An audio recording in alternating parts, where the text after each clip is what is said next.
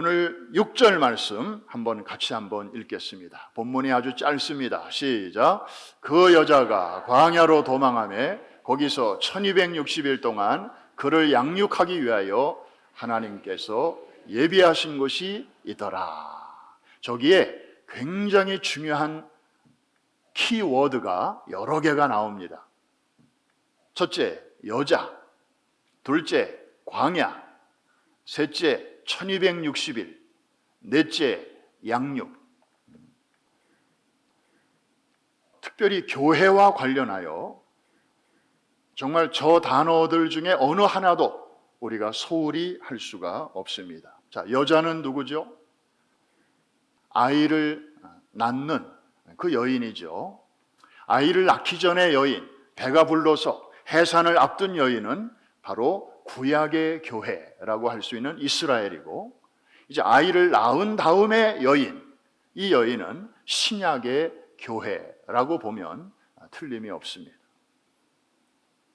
사탄은요, 이 아이를 죽이려고 그렇게 용을 쓰고 시도를 했지만 결국 실패하죠.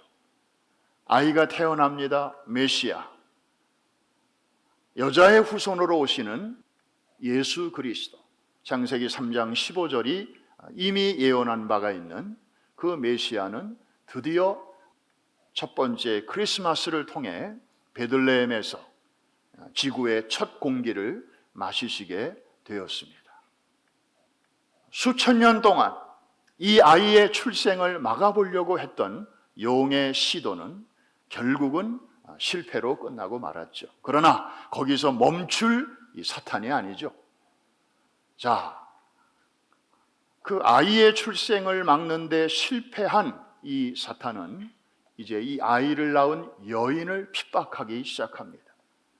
공격의 그 목표를 이제 여인에게로 그 기술을 바꾸는 것입니다. 그래서 이제 이 교회에 대한 핍박이 시작이 되는데, 예수 그리스도께서 이제 승천하신 이후에 신약교회가 걸어가야 하는 그 길, 그 과정을 오늘 본문이 우리에게 일러주고 있습니다. 결국 이 여자는 사탄의 공격을 피해서 어디로 피신을 하는가 하면 광야로 도망을 갑니다. 여러분, 좀 이상하지 않습니까? 아니, 좀 하나님께서 그 수고한 여인을 좀 데려가시려면 좀 젖과 꿀이 흐르는 그런 괜찮은 땅으로 데려가시면 얼마나 좋습니까? 그런데 어디로 데려가셨어요? 광야로. 그래서 오늘 설교 제목이 교회의 영적 주소는 광야입니다, 이런 제목인데, 저도 이런 제목은 처음 붙여봅니다. 한번 따라해 주십시오. 교회의 영적 주소는 광야입니다. 아멘. 그렇습니다. 사실 이 광야는 썩 좋은 곳은 아닙니다. 누구나 가고 싶어하는 그런 곳은 더더욱 아니죠. 왜? 없는 게 많아요. 여러분 집에는 다 있는데 광야로 나가면 그거 없어요. 불편해요. 그리고 세상과 아주 차단이 됩니다. 들려오는 소리가 하나도 없어요. 이스라엘의 유대 광야 가보시면 아시지만 와이파이도 안 돼요. 인터넷 할 수가 없어요. 여러분이 그토록 생활 속으로 쑥 들어와 버린 유튜브도 볼 수가 없어요. 아무것도 없고 아무도 우리를 도와줄 사람이 없는 바로 그런 환경이 이 광야이죠. 그래서 어쩔 수 없이 이제 하나님의 도움의 손을 바랄 수밖에 없고 하나님의 얼굴을 구할 수밖에 없는 바로 그런 장소가 광야입니다. 하나님께서는 예나 지금이나 교회를 그런 환경 속에 두기를 기뻐하셔요. 왜?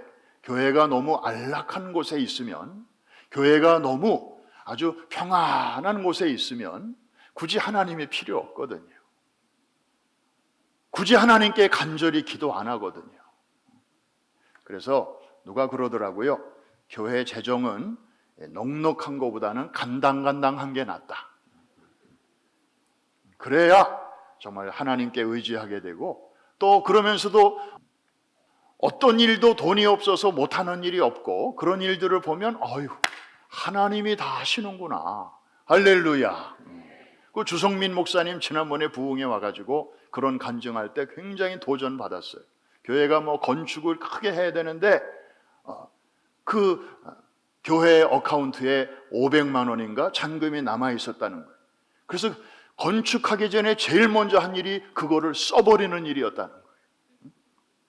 아니, 우리는 요거 가지고 어떻게 요걸 좀 불켜서 좀 이렇게 시드 머니를 좀 더 많이 만들어서 뭘 시작할까? 보통 그렇게 생각하는데, 아예 그것을 그냥 길거리에 어려운 사람들 구제 헌금으로 다 써버려서 은행 통장을 제로로 만든 다음에, 그 다음에 이제 성도들이 모여서 하나님, 우리 수중에는 아무것도 없습니다.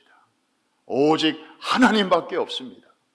간절하게 기도하는 가운데 오늘과 같은 그런 놀라운 역사를 이루었다는 그런 간증을 들을 때, 물론 시간 본문 말씀과 거기서 나오는 메시지도 은혜가 됐지만, 정말 그런 그분들의 그 신앙의 그 스토리 자체가 우리에게 얼마나 지금도 그 여운이 맴돌고 있지 않습니까? 여러분, 그런데 광야는 이렇게 고난의 장소만은 결코 아닙니다. 고난의 장소만이라면 하나님이 어떻게 당신의 사랑하는 자녀들을 그래 사탄의 공격을 피해서 광야로 끌고 가시겠습니까? 그리고 구약의 이스라엘 백성들을 그 400년 동안 종로로 타는 가운데서 건져내신 6월절 어린 양의 피로 끄집어내신 그 당신의 귀한 자녀들을 왜 광야로 내모셨겠습니까? 광야에는 또 다른 의미가 있기 때문입니다. 그것은 바로 훈련의 장소입니다. 한번 따라 하십시다. 광야는 훈련소다. 다시 한번, 광야는 하나님의 학교다. 그래서 구원받은 성도들을 하나님의 학교로 반강제적으로 입학을 시키시는 거예요. 여러분, 우리가 이 출애굽기를 읽다 보면 좀 이해가 안 되는 게 한두 가지가 아니죠. 그 중에 하나가, 왜 하나님께서 그렇게 끄집어내신 백성들을 빨리 가나안 땅으로 인도하시면 좋을 텐데 그 지름길이 있는데도 왜 저렇게 저 남쪽 끝에까지 내려갔다가 또 다시 북쪽으로 올라가게 하셨나? 빨리 걸으면 보름이면 갈 길을 왜 40년이나 걸리게 하셨나? 여러분, 이거 궁금하지 않으세요? 하나님이 저들을 골탕 먹이시려고 하신 거는 아닐 텐데 왜 그렇게 하셨을까? 하나님의 그 마음이 여기 출애굽기에 잘 나와 있는데 13장 17절 같이 한번 읽겠습니다. 시작. 바로가 백성을 보낸 후에 블레셋 사람의 땅의 길은 가까울지라도 하나님이 그들을 그 길로 인도하지 아니하셨으니 이는 하나님이 말씀하시기를 이 백성이 전쟁을 하게 되면 마음을 돌이켜 애굽으로 돌아갈까 걱정하신 거예요. 여러분, 사람은 많은데 전쟁 훈련을 한 번도 한 적이 없어서 싸울 줄도 모르는 그런 사람을 네 글자로 뭐라고 할까요? 이럴 줄 알았다니까요. 미국에 오래 살면 늘지 않는 영어, 줄어드는 한국어 실력, 그 다음에 끼어드는 스페니쉬. 그래서 이것도 안 되고 저것도 안 되고, 이번에 선교하러 도미니카 리퍼블릭에 갔는데 눈을 뜨면서부터 잠자리에 들 때까지 스페니쉬를 막 듣잖아요. 그리고 이제 우리가 말도 배우고 하니까 제법 유창하게들 하세요. 뭐 부에노스 디아스, 부에노스 하여튼 뭐 저녁 인사도 하고 뭐 다 이렇게 하는데, 그 다음에 누가 저한테 와서 물어요. 이거 한국말로 뭐라고 하느냐고 저한테 와서 물어요. 한국 사람이 물어요. 갑자기 생각이 안 나는 거예요. 그래서 이렇게 되는구나, 오래 살다 보면. 여러분, 오합지졸이에요.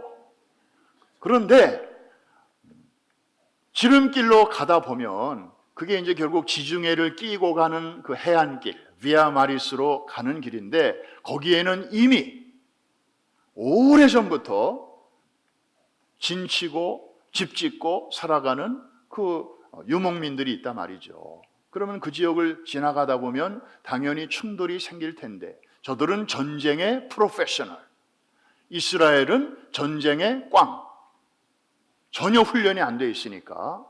그래서 붙으면 어떻게 되겠어요? 거르마 나살려라 하고 가나안 땅이고 나발이고 아이고 차라리 애굽이 좋았어. 자유는 없었지만 그래도 이런 전쟁은 없었잖아. 그리고 먹거리도 우리가 책임 안 져도 되잖아. 다 주인이 알아서 주고. 하나님은 그걸 걱정하신 거예요. 저들이 전쟁을 만나면 뉘우쳐 애굽으로 돌아갈까 걱정하시는 거예요. 그렇다고 하나님이 저들을 다시 애굽으로 보내실 분은 아니시잖아요. 어떻게 건져낸 백성들인데 하나님의 약속을 지키셔야 되는데, 그래서 결국에는 가나안 땅에까지 저들을 끄집어 넣으셔야 되는데 그럴래니까 훈련을 시키시는 거예요. 좀 더딜지라도 지름길이 아니고 우회로를 선택해서라도 어떻게 해서든지 저들을 가나안 땅으로. 할렐루야. 그래서 광야는 하나님의 부트 캠프다. 그저 지멋대로 살던 사람들을 군대에 집어넣어서 질서 있게 하나님 중심으로 그렇게 생각하고 또 판단하고 처신하고 행동할 수 있는 그런 하나님의 군대로 훈련시키시는 그런 학교라는 것입니다. 마지막 한 가지 더 중요한 의미가 있습니다. 이 광야는 물론 겉으로는 고난의 장소요, 그러나 안으로 들여보면 하나님의 훈련소인데 거기에 우리가 놓쳐서는 안 되는 또 하나의 의미가 있습니다. 그것은 바로 양육하시고 보호하시고 책임져 주시는 장소라고 하는 것입니다. 우리 12장 6절 한 번 더, 오늘 본문인데 돌아가 보겠습니다. 시작. 그 여자가 광야로 도망하며 거기서 1260일 동안 그를 양육하기 위하여 하나님께서 예비하신 곳이 있더라. 자, 여러분 다시 읽으시니까 아까 읽을 때보다는 조금 이렇게 친숙해지셨을 텐데 혹시 여러분 가운데 성령의 감동으로 저 말씀을 읽는 순간 혹시 연상되어서 떠오르는 구약의 어떤 사건이 있으시지 않습니까? 여러분 요한계시록에 나오는 많은 상징들이 있는데 이거 잘못 풀면 큰일 나죠. 그래서 2단, 3단들이 많이 생기지 않습니까? 가장 안전한 해석 방법은 저것의 배경을 찾는 것입니다. 반드시 배경이 있습니다. 성경 안에 있습니다. 그래서 그 배경과 함께 이 요한계시록의 텍스트를 같이 나란히 놓고 보면 거기에 하나님의 마음이 이렇게 흐르는 것을 우리가 알 수 있습니다. 엉뚱한 해석을 피해갈 수 있다 이 말입니다. 여러분 혹시 엘리야가 생각 안 나십니까? 구약의 엘리야. 그 당시 엘리야는 많은 핍박을 받았습니다. 누구로부터? 아합 왕과 그의 아내인 이세벨로부터. 무엇 때문에? 아합 왕이 한때 하나님을 잘 경외하던 사람이었는데 이 결혼을 잘못해가지고 이 바알 종교로 이제 종교를 바꿔버린 것입니다. 엘리야가 바른 말을 했더니 이제 당장 핍박이 찾아오는 것이었습니다. 하나님의 지시를 받아 엘리야는 아합 왕 앞에서 왕이여, 하나님이 노하셨습니다. 이 땅에 앞으로 3년 반 동안 가뭄이 찾아올 것입니다. 비가 오지 않을 뿐더러 우로도 안 올 것입니다. 여러분 이 치명적인 말이 우로라는 거예요. 비만이 아니라 이슬까지 멈춘다는 것입니다. 비가 안 올 때는 이슬을 먹고라도 나무들이 그런 대로 생존할 수 있는데 하나님께서 아주 강력한 그런 진노를 내리신 것입니다. 그리고 엘리야는 도망을 갑니다. 왜? 살아야 되니까. 제일 먼저 도망간 장소가 어디입니까? 그릿 시냇가였죠. 요단강에서 멀지 않은, 그래서 시냇물이 그런 대로 흐르고 있었어요. 물 걱정은 없었어요. 그런데 먹거리가 문제입니다.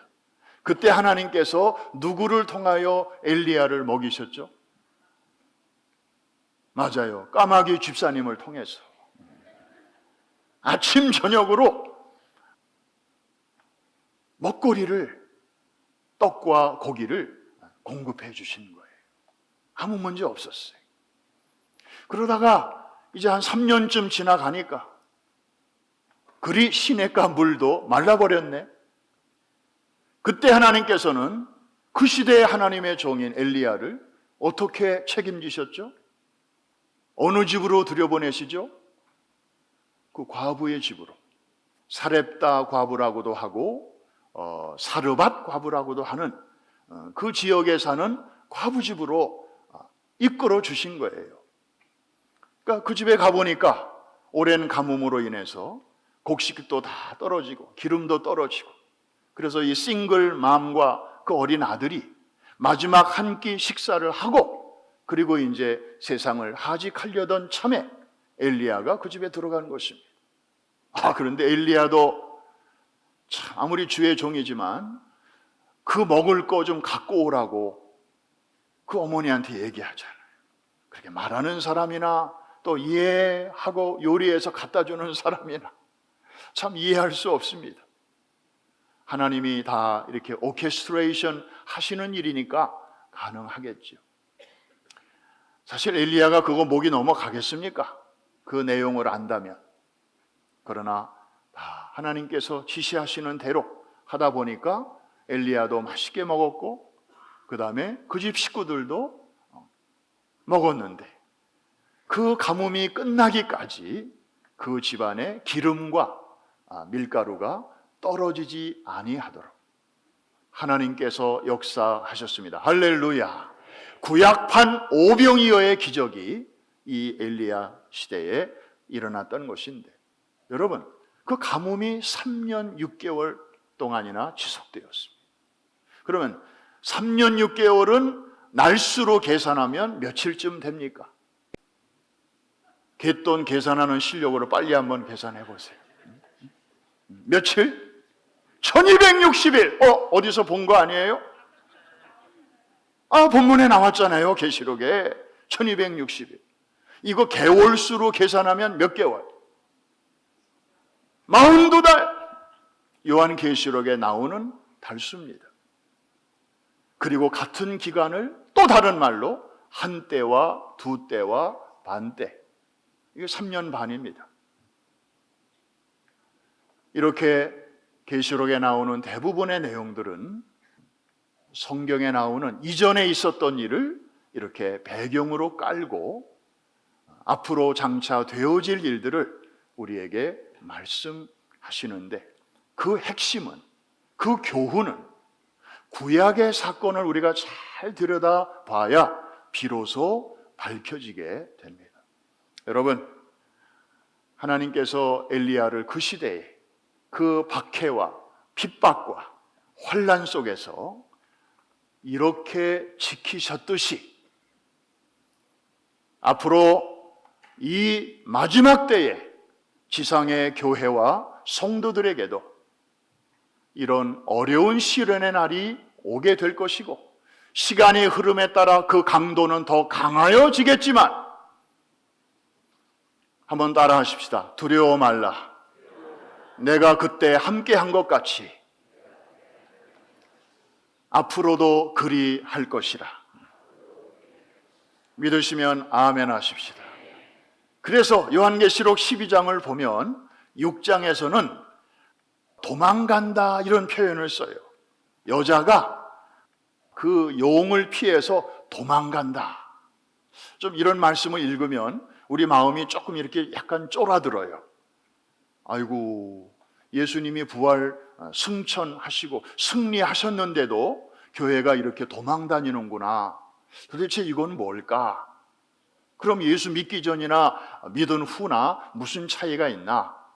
그런 좀 은근한 조바심이 들 때가 있어요. 그런데 같은 상황을 이제 인간적인 측면에서 보면 도망간다. 그런데 이거를 하나님의 시각으로 본 표현이 있습니다. 우리 성경 한번 찾아보겠습니다. 계시록 12장 14절입니다. 아주 중요한 말씀인데 다 같이 시작. 그 여자가 큰 독수리의 두 날개를 받아 광야 자기 곳으로 날아가 거기서 그 뱀의 낯을 피하여 한 때와 두 때와 반 때를 양육받으매. 여러분, 아까 6절의 말씀과 이 내용을 한번 비교해 보십시오. 자, 6절 다시 한번. 6절 시작. 그 여자가 광야로 도망하며 거기서 1260일 동안 그를 양육하기 위하여 하나님께서 예비하신 곳이 있더라. 같은 내용의 다른 표현입니다. 여자가 나오고 광야가 나오고 1260일이 나오고 저쪽에는 한 때와 두 때와 반 때가 나오고 목적은 똑같이 양육, 훈련, 보호, 인도. 그러니까 저 도망한다 하는 것은 인간의 눈으로 본 그런 진단이라면 이제 14절에는 독수리의 두 날개를 받아 광야로 날아가는 여자, 즉 하나님께서 교회를 이렇게 든든하게 지키시고 보호하시고 인도하시는, 그저 째째하게 무력하게 사단에게 쫓겨서 억지로 살 곳을 찾아다니는 그런 소극적인 모습이 아니라, 겉으로 보기에는 그렇게 보일 수 있을지 모르지만 독수리의 두 날개를 타고 의연하게 떳떳하게 하나님의 보호하심을 받는 교회의 모습입니다. 이해가 되시면 아멘 하십시다. 그래서 이 광야의 삶에는 항상 두 종류의 차원이 공존하고 있습니다.